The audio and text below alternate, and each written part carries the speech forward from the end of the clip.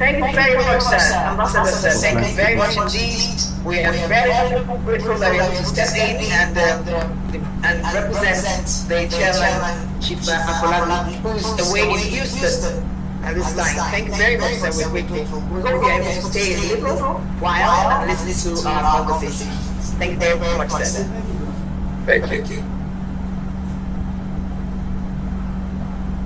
So at this time, it's going to be a brief introduction of our chairman of the day, the chairman of this event. I'm going to read his profile, it's a brief profile. If I really want to read all of Professor Adekile's profile, which will take us the whole of today and maybe tomorrow. So this is very, very much abridged.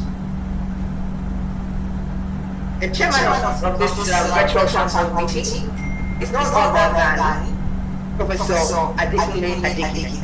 Professor Adekile is a professor in the Department of Pediatrics, Faculty of Medicine, Kuwait University. Dr. Adekile graduated from the University of Ibadan Medical School, Nigeria, and has had his pediatric residency training at the Basami University Hospital in Ife, Nigeria. He was at Howard University Hospital, Washington, D.C., USA, from 1980 to 1981 for his postdoctoral fellowship in pediatric hematology, during which time he worked at the Comprehensive Sickle Cell Center under Dr. Roland Scott. He established a sickle cell clinic in the Oklahoma Railroad Teaching Hospital on his return to Nigeria in 1981. In 1990, he was the recipient of the Fogarty International Fellowship, which took him to the Medical College of Georgia, Augusta, GA, USA, where he worked in Dr. Titus Usman's laboratory and the Comprehensive Sickle Cell Center. Dr. Adekile took him in 1990. He is the chief of pediatric hematology at the Mara Hospital, where he looks after patients with sickle cell disorder, thalassemia, and other hematologic disorders. He is the director of the Kuwait National Sickle Cell Disorder Registry, which he established in 2011. He holds a PhD in cell biology from the University of Maastricht, based so she's now controlling others. Nigerian and Kuwaiti sickle cell disorder patients. His research expertise is in the phenotypic variability of sickle cell disorder, especially the presentation amongst patients. Answer that person. So is it on YouTube? Send the YouTube link to the person. This is. He was the founding chairman of the Nigerian Sickle Cell Disorder Network and the Sickle Cell Support Society of Nigeria. He has more than 160 publications in peer-reviewed journals. He has served as a consultant of the African Regional Office on the management of sickle cell disorder in Africa. He is the current editor-in-chief of the International Journal of Hemoglobin Research. Okay, there are many voices coming in. Thank you, team. You need to meet those who are not speaking. So I'll introduce Professor Adekile. He's our chairman for this virtual council meeting. Professor Adekile, please. There you are. Yeah, thank you so much for that introduction. And I can assure you that it gives me the greatest pleasure to be part of this town hall meeting this morning. And I want to stand on the existing protocols, but I should recognize Demo Goa, whose husband, when he was a senator, co-authored the Sickle Cell Management Control and Management Bill. Thank you, But it's one of the most comprehensive bills ever released on sickle cell disease management and control. Unfortunately, it still has not seen the light of day, but we hope and pray that sooner or later will be implemented. I want to really appreciate the Sickle Cell Foundation of Nigeria for organizing this town hall meeting, which is very apt and purposeful. Sickle Cell Foundation of Nigeria has been the vanguard of sickle cell advocacy in Nigeria, and we know the pioneering efforts of Professor Akinyoju, who did a lot of work, and I'm happy that Dr. Aneta Kishete is keeping the flag flying. Now, the title of today's activity is Sickle Cell Disease National Emergency. And this is, as Dr. Akisha said, this is very apt. And we have to reflect that Nigeria is the epicenter of sickle cell disease in the world.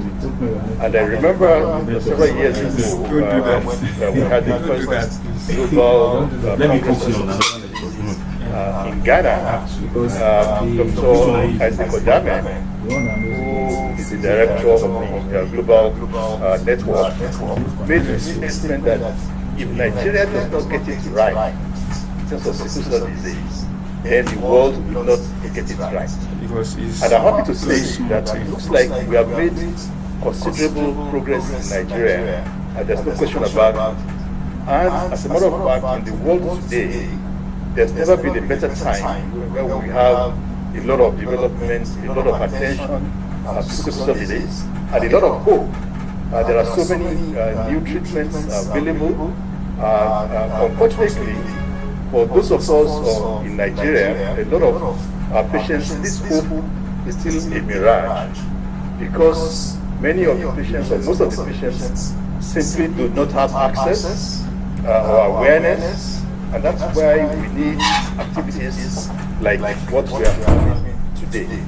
Now, the World Health Organization, of course, has set aside June 19th as the World Sickle Cell Awareness Day. And I think we all need to participate as much as possible.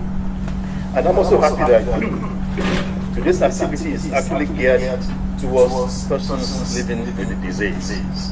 And it pains me personally when I hear sickle cell patients refer to themselves as warriors. Now, if you look back, how did sickle cell arise? The mutation that causes sickle cell arose as when nature, found ways of adapting to the environment. And the sickle cell gene, when you're a carrier, protects you against the effects of malaria, so that with the sickle cell trait or carrier situation, you are more likely to survive the effects of malaria. And that's why sickle cell disease is so prevalent in parts of the world where malaria is or was endemic.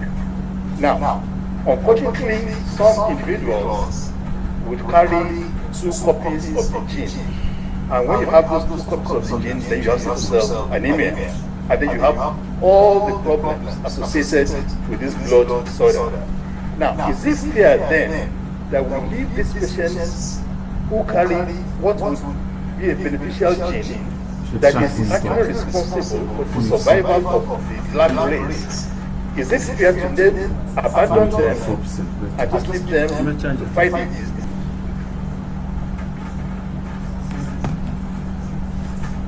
War alone? While they may be obligatory as Africans, as human beings indeed, have to be volunteers in the war. Okay? So that's why we need advocates that will okay? And personally, I see those patients or those women with the disease as champions, or in fact, heroes. Okay?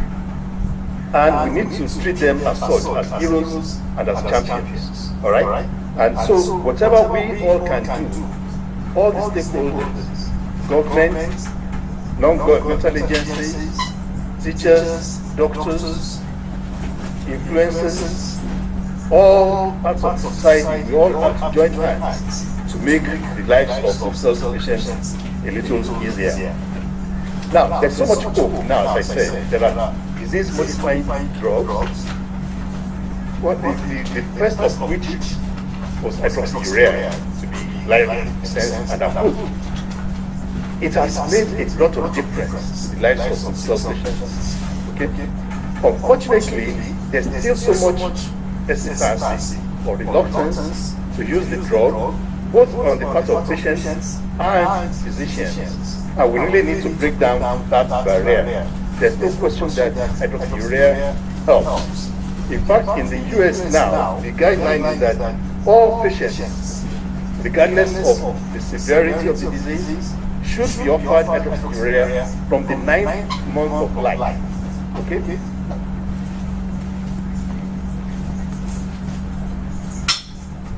network. It's network. Your network. It's network. Your own network.